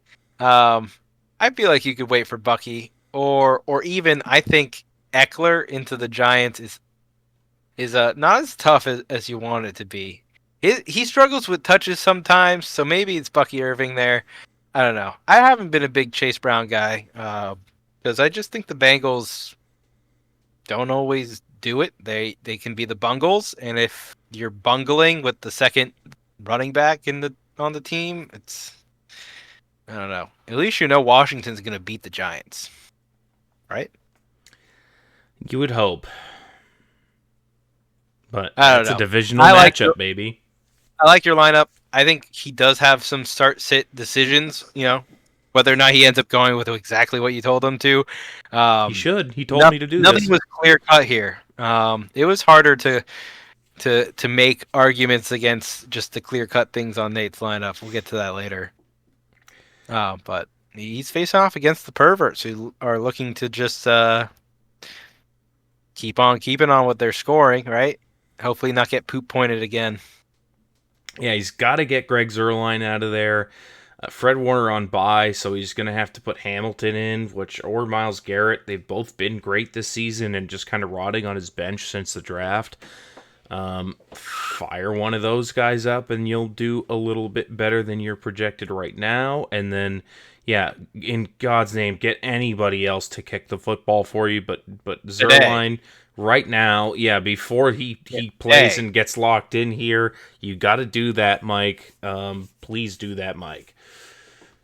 Yeah, today, yeah, before Zuerlein gets locked in, you have to do that. Yeah, you have to do that. You have to do that. But, yeah, if you don't, you'll probably lose, and the Toaster Baths will move on with another win here. Let's go ahead. We alluded to talking about Nate's lineup. He's playing against me, so why don't you go ahead and tell him what he needs to do to overcome the ball hogs. Let me get my notes here. Nate, you made me write stuff down on paper. First off, we're looking at Jared Goff versus Jordan Love in the same game. Both of them carrying a questionable tag right now. Goff is his ankle. He says he's fine. Jordan Love's is his groin, and he says that he's what was the word he used? Likely. It's like I'm likely to play. Realistic chance of playing. Yeah, I don't know if I'm trusting realistic here. It's a groin thing too. Even if he does play, it's probably gonna nag at him a bit. That's why I'm leaning Goff. Jordan Love has had more touchdowns in recent weeks, but Jared Goff can throw it down with the best of them. I think Malik Willis or Jordan Love doesn't really matter here. It's going to be a tight divisional game, and Jared Goff is going to be throwing tutties. It's Goff time. Lock him in. He's so graciously left me one of his picks already up here. It's Rico Dowdle. Now, maybe it's a meme, maybe it's not, but I actually think Rico over James Conner this week. James Conner is facing off against the Bears. There is a very strong chance. It's not an absolute, but there's a strong chance that the Chicago Bears simply shut down the Arizona Cardinals. And James Conner gets lost in that offense because, I mean, yeah, he does pass catching, but I think they're going to have to be airing it out to try to keep up with Chicago or to come back or something, or generate offense. I don't think James Conner's running through Montez Sweat. I guess that's kind of what it all boils down to. So we're sitting Connor this week. We're firing up Rico, and then of course Kyron Williams is getting a smash start. He's got a good Seattle matchup. It's in Seattle, which makes it a little tough, but the defense has been um, susceptible to the run. So Rico and Kyron for your running backs. We're moving down to Jamar Chase, an obvious wide receiver start. There's no way you're sitting him here. Um, I think it could be a little bit of a down week for Jamar Chase, but it doesn't matter. He's got to start. And then yeah, it's Devonta Smith into Jacksonville. I mean, there's no reason to avoid the Jacksonville matchup. He's got to go. He's capable of a dud week. It could be the AJ Brown show, but you gotta try to ride the lightning if it's there. Um, and then the tight end, I got one option here, just like Lehman. It's Fergie. Fergie into Atlanta. Not much I can say about that. And the flex. We've got a couple flex options here. We've got Dontavian Wicks. We've got Jordan Addison. We could flex James Conner here. Devin Singletary. Definitely no Singletary this week. He's losing his job to Tyrone Tracy. We're avoiding James Conner. I think it's a random dud week from James Conner. It could be 100%. So then it's just between Wicks and Addison, right? I'm gonna go with Wicks here. I just think that again, Malik Willis, Jordan Love doesn't really matter. Detroit's gonna put up. They're gonna need to come back. They're gonna need to air the ball out. I think that Wicks is going to be part of a passing offense that's going to be on the field more often than not. And Jordan Addison is going to be spending his time watching Aaron Jones run the ball because they're up on Indy. Joe Flacco is in for Indy. That's great. Maybe it becomes a shootout. I have my doubts because, well, actually, I don't know. I guess that kind of contradicts my next pick. I just like the Detroit secondary for Wicks. I don't know. And we're both softies for Wicks. You asked me, so there you go, Nate. It's Wicks. That brings us to your defense, though. Get rid of the Vikings. You got to play someone else. I was just saying that I was just talking myself into Indy not being able to. Well, I just talked myself into Indy putting up against the Vikings. I think it happened. Joe Flacco comes out. Josh Downs goes crazy. Michael Pittman goes crazy. Mo Alley Cox catches 2 touchdowns. The Vikings are going to get absolutely exposed this week. You got to find someone else to play. Wow. Someone else. The absolutely white-hot Minnesota defense gets stood up by Joe Flacco and the Colts. 0 points last week. They did? Goose egg. Yeah, they 0. did. Wow. Against the Rams. Yeah. I think Indy is going to come up and do the same thing. It's at home. It's going to be a little different. They're going to put up 3 points from the Vikings. You're going to need more than that to take down the guy opposite you. But you want to know what's really good at taking down the guy opposite you? It's Luke. It's Chase McLaughlin, a Monday night kicker. That's Luke's kryptonite. He's just realizing now that he's going to be up on Monday night watching the kicker decide his mentality for the rest of the week. And yeah, Wagner into the New York Giants is a fine waiver warrior pickup to get around TJ Watt. I mean, Washington defense has looked kind of all right. You know what? If you can, and I think you probably can, double up on the Washington defense this week. They're going to eat the Giants up. They're at home. You want to know who's bad at home? Daniel Jones. Daniel Jones. All right. He's he's ass. The further away from MetLife, the better. Catch him in the Munich game, dropping 6 touchdowns. It's gonna go crazy. But MetLife, bad for Daniel Jones, good for the Commanders. Go get him. I don't know who you need to drop. Boswell maybe. I don't know. But go get him. All right. That's it. 122 points, 48% win chance. Go get him.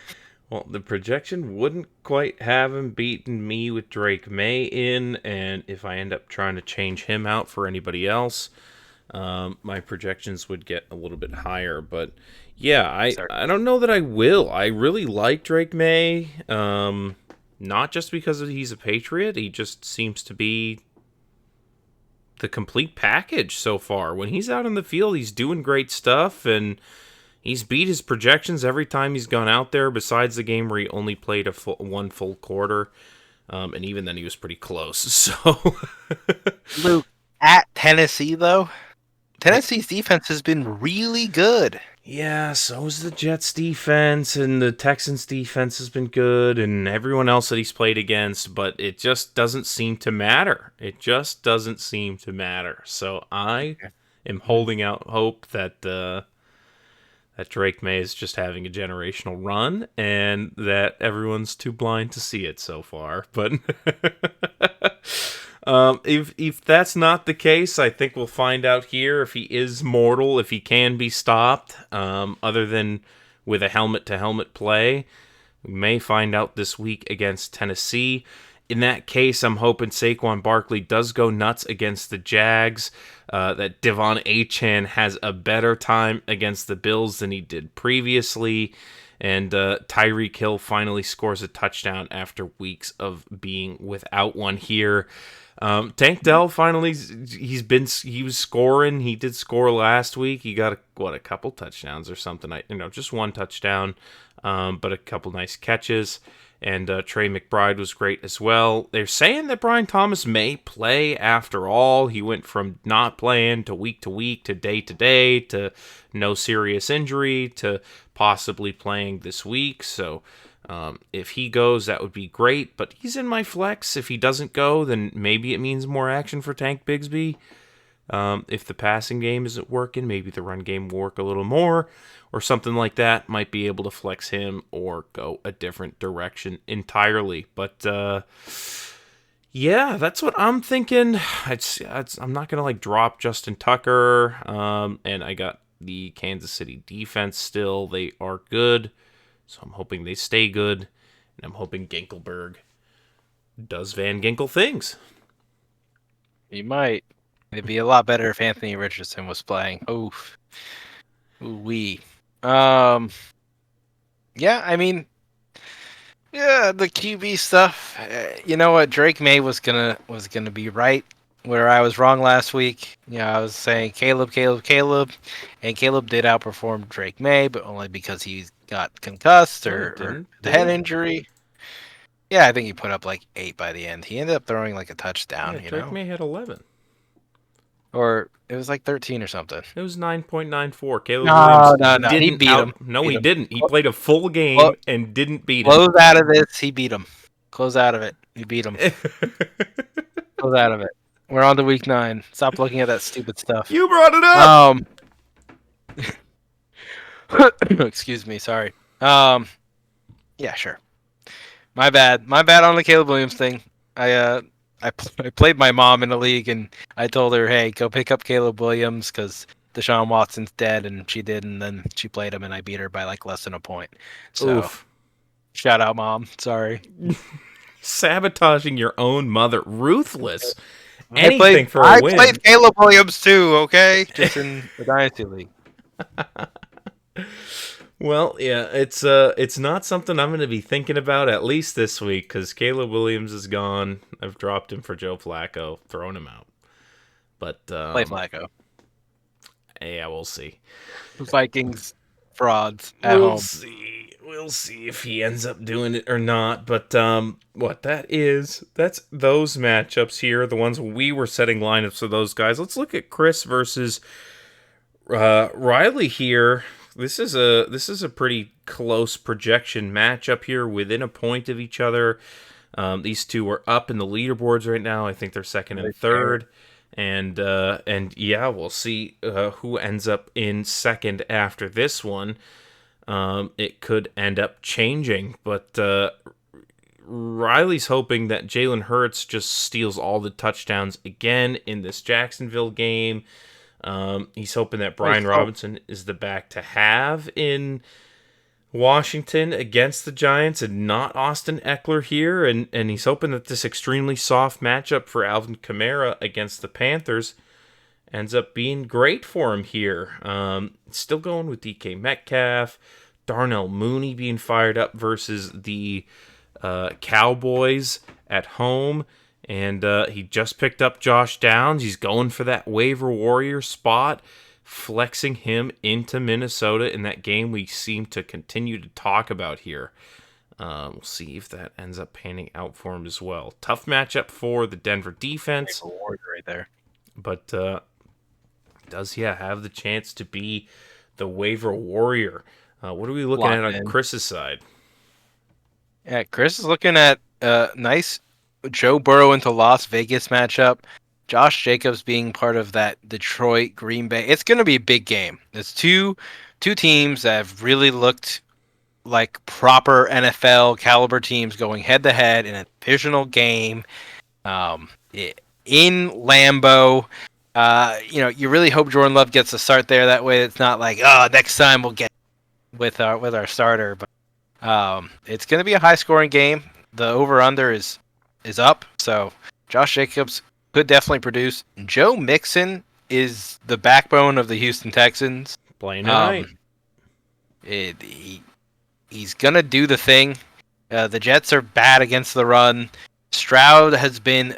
If Stroud gets the passing game going, great, good for Joe Mixon. If Stroud can't get the passing game going, great, fine for Joe Mixon. He's just almost guaranteed to get a touchdown here. Good for him. London into Dallas. That's him going back onto his touchdown streak, picking right up where he left off.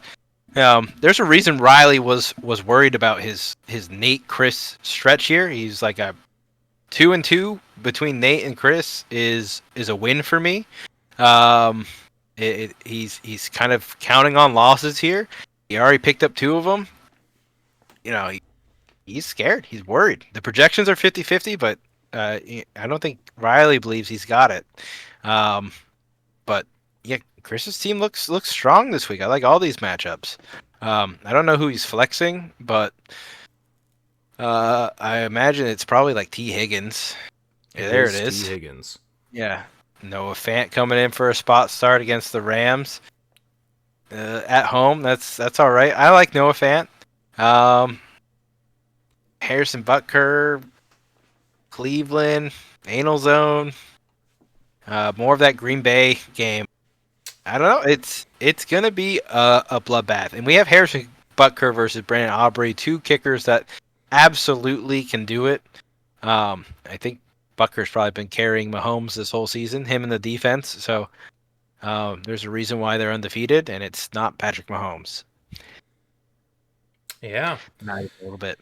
Yeah, it's Chris is hoping for more of the same, right? He's been lighting up the leaderboard and scoring top in the league or close to it last couple of weeks. So if his guys just keep doing what they've been doing, then that is a recipe for success for him.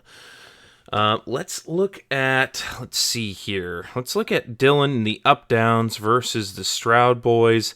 No one left out right now, and it looks like Dylan is projected to win, if only slightly, 122 to 120 in the projections. Matt Stafford, another week back with all of his guys here.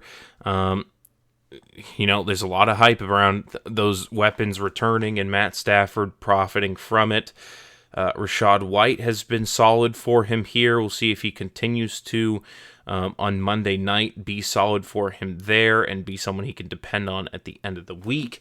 Raheem Mostert getting fired up after the trade alongside Jalen Waddle in that tough Buffalo matchup. And if Tua can feed those guys, again here, they might be able to get back into the swing of things. Speaking of getting back into the swing of things, it's Puka Nacua time finally for the up-downs. He's getting out there and going to get the start this week after riding the pine last week, being healthy anyway. I'm sure he's excited to finally have him back in his lineup. He picked up Keon Coleman on waivers this week, so he's going to fire him up in that same Miami game, and Dalton Kincaid as well. God, he is all in on this Buffalo Dolphins game. He should bet the over on this, man, because if it's not, he's going to be sad and lose in fantasy. Tyler Bass is his kicker as well. You bet the under, that way if you're sad about fantasy, you're wiping your tears with hundreds of dollars. You're a hedger, and I don't play by that game here. But looking at Dylan's team, he is the Bills, the Dolphins, the Rams, and the Bucks. I mean, that is his core here. Yeah.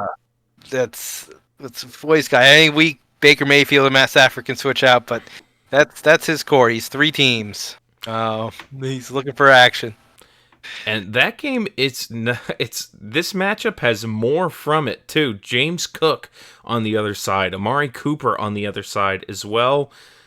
Those two are going to be watching that game closely and seeing where the ball goes on every play, hoping it's to their guys here. It's going to decide this matchup for sure. Eric jumping out to a start tonight, though, with C.J. Stroud, Breece Hall, and I believe there was another Texan down there towards the bottom, maybe. The Texas defense and the kicker. That's quite the Thursday. First blood that he'll be drawing. Yeah, no Aaron Rodgers this week. Although, hey, Aaron Rodgers probably outproduced C.J. Stroud this week. Wow. Hot take. Hey, Hot the take. 2 Jets on my team say so. Okay, I got 2 fighter jets, and they need the jet fuel, and that's going to be Aaron Rodgers. He's got to figure it out, or else he'll just leave the league absolutely embarrassed. And there's a word I can't find, but it's not good. Disgraced. Dishonored. Disgraced. That's what it is. Dishonored, disgraced. He's got to figure it out. Why not tonight? But yeah, big Thursday night first blood here for the Stroud boys. Yeah, and he's going to have to try to follow it up after they have that Sunday 1 o'clock bloodbath between the Bills and the Dolphins with some 4 o'clock games here. He's got Keenan Allen going against the Cardinals and Evan Ingram going against the Eagles. He's going to hope that those 2 guys continue to produce the way they have been recently as well. Keenan's been pretty good as of late. Well, he had the bye week and then I guess 6 points last week, so not that good. He's below Romo Dunze, I'm telling you. It hasn't been good. Dylan's looking at the Rashad White as the closer here. Monday night, it all comes down to Rashad. Can he close it out? We shall see. Well, this is right in the middle of the standings here. Eric in 6th place and Dylan right under that. So this has a lot of implications for who's in and out of the picture. I am personally hoping for this to be a low-scoring affair between the 2 of them. Yeah. And let's see who else would be in that same picture here. It's the Dogs versus Bill Cosby's Sleepers. Corey's got some problems this week. His team has a big, healthy Steelers core, and they are on bye. His IDP player, his wide receiver 2, and his running back 2 will all be missing this week, so he might have to pivot to Braylon Allen tonight. He does have DeAndre Swift, so that's probably the option here, but that's not to say it's the only option he has. I don't know why Rashid Shaheed is still on this team, because he's not going to play again this season. This is not a keeper league. I did want to shout out Chris as well for keeping Hutch on his team, I believe. He has Hutchinson in his IR slot, and that guy's leg snapped in half. He's not playing football again this year, so probably safe to drop at this point. Christian Stephon Kirk Diggs and and Christian Kirk, Stephon yeah. Diggs, both belong in this list as well for Artie. So these guys both got some holes to fill and players they can drop to do so. Not much you can even say about the projections at this point because of the holes in this lineup. Bosa's going to need to be replaced, as well as Diggs, like we mentioned. And we'll see if Tua ends up being the choice or if he does end up going back to Geno Smith. I don't think anything's... Oh, sorry.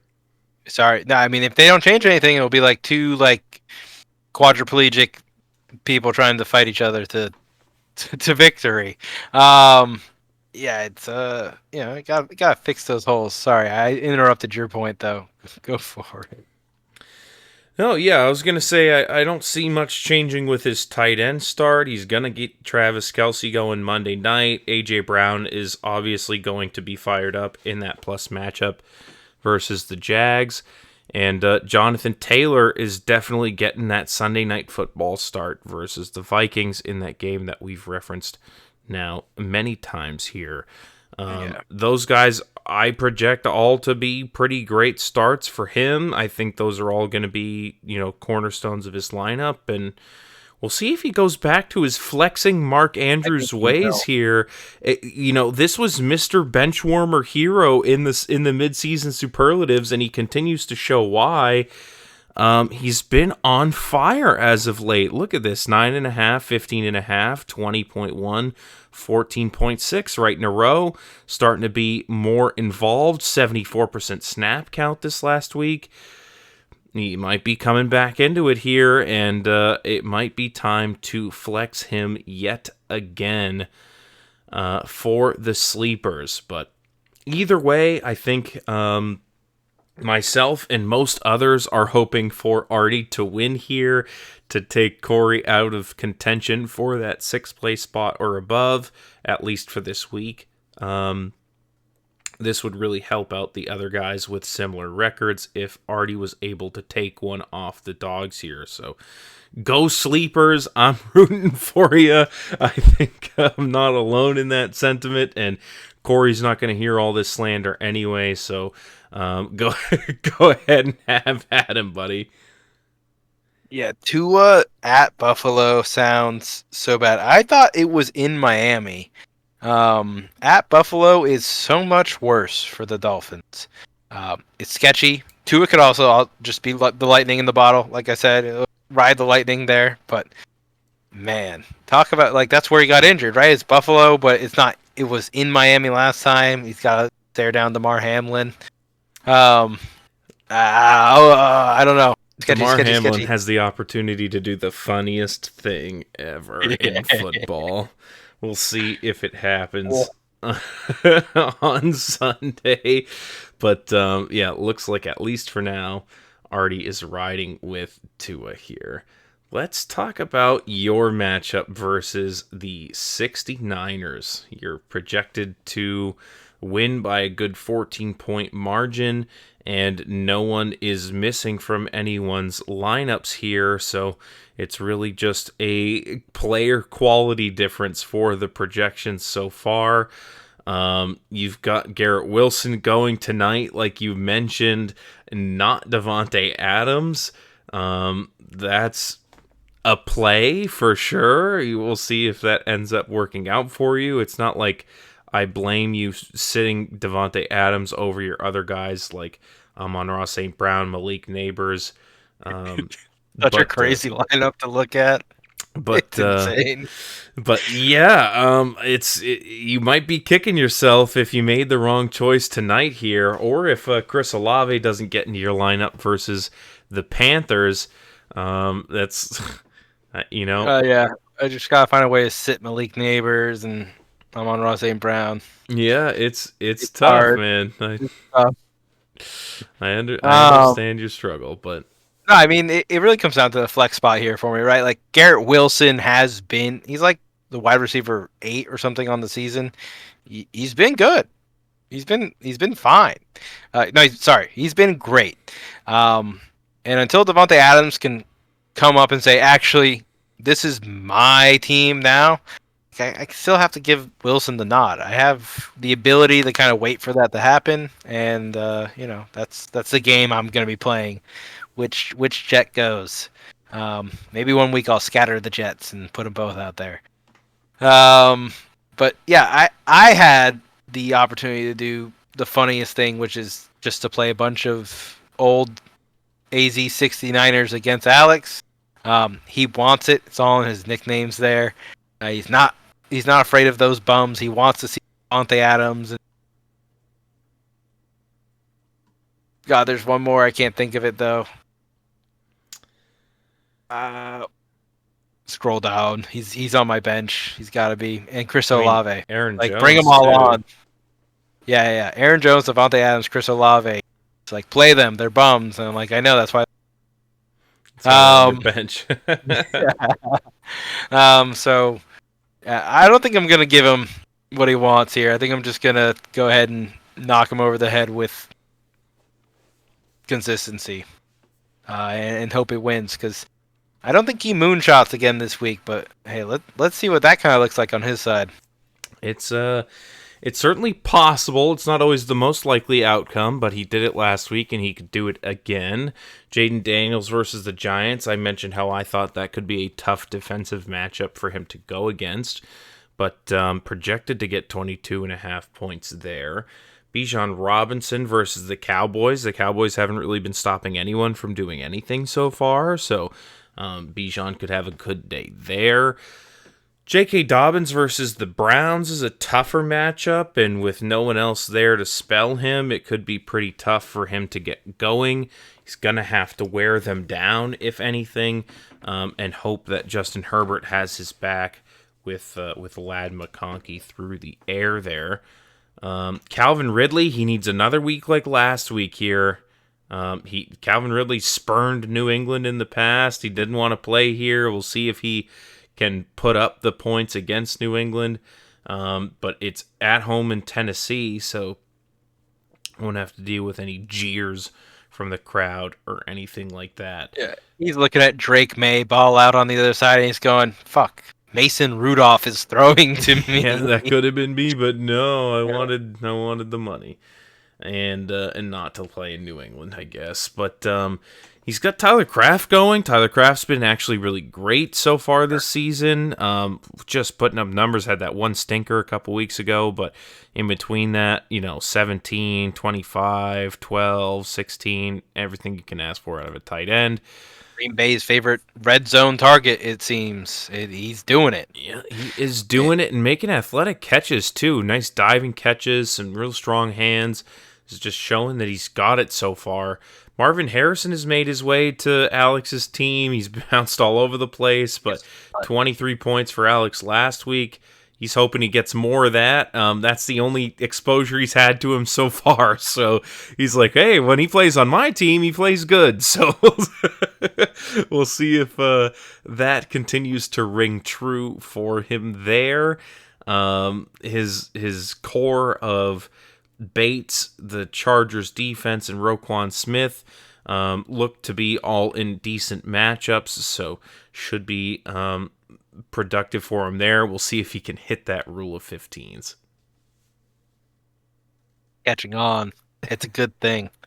But I was looking at Jake Bates in another league, and I was considering, like, Detroit kicker, it's got to be pretty good, and like he's done pretty well, but there's something about Dan Campbell going for it on fourth down at like the opponent's 45-yard line that makes me go like, that's where the points come from.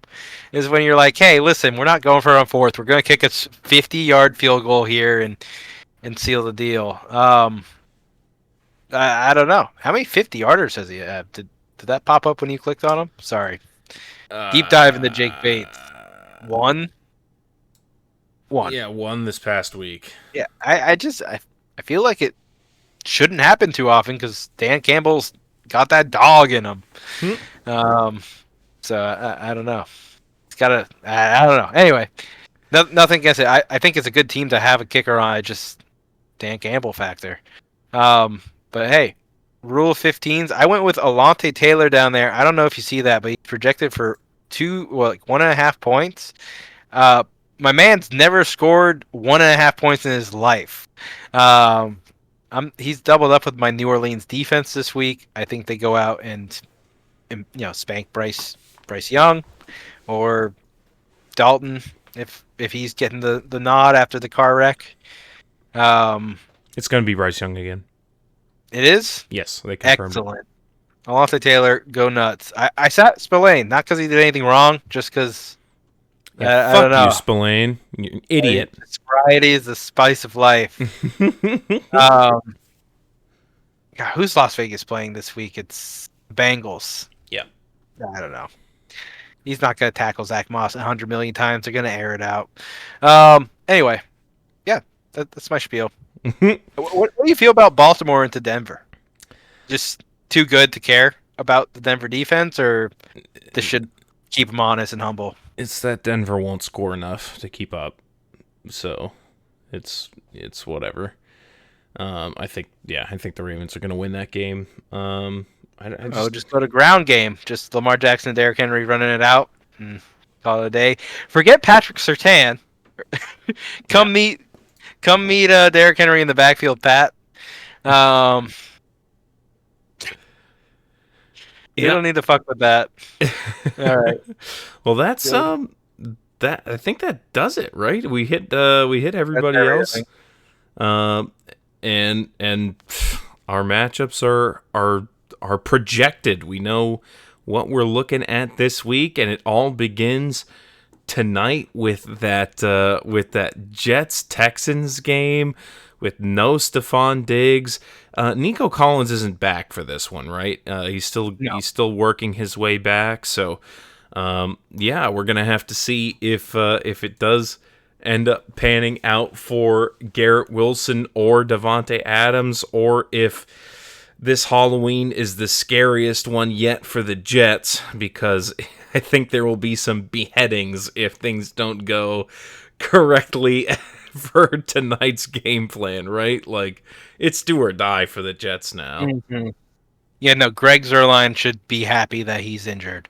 I don't think he would have survived another game. It's some headless horseman shit. The Jets have to do it tonight, and the Houston Texans have looked beatable, so just do it. But it's also the Jets. Hey,